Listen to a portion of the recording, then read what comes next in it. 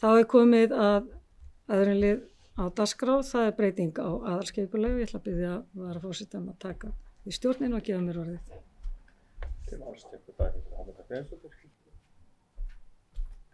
Forseti ágæti bæjarfulltrúar, hér komið á dagskrá 3. liður í fundargerð skipulagsráðs. Það sem lögð fram að nýju að lokinni kynningu til að breytingu á aðalskipulagi sem varðar íbúðarsvæði við Miðholt og verslunar- og þjónustusvæði við Hlíðabraut.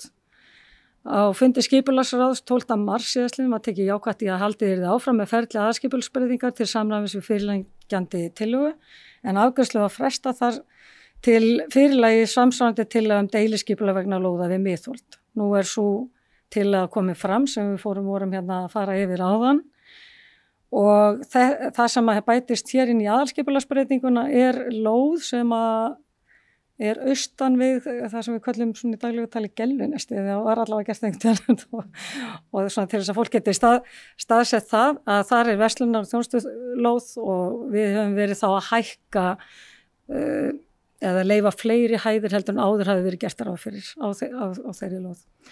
Og þetta sérst komið hérna til afgreiðslu og skipulagsráð sem leggur til við bæjarstjórnar fyrirliggjandi tillaga að breytingu á aðalskipulagi verði auglýst samkvæmt 1. grein, málsgrein 31. grein að skipulagslaga nr. 123/2010 samhliða tillögu að breytingu á deiliskipulagi svæði sem afmarkast af Langholti, Miðholti, Krossanesbraut og lóðamörkum undir hlíðar 1 og 3.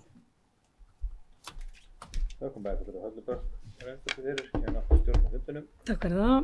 Orðið laust sem enginn hefur hvað sér hljóð sem geta samþykkt, gefið merki. Það 9, 10. Það móti, enginn og 1 situr hjá.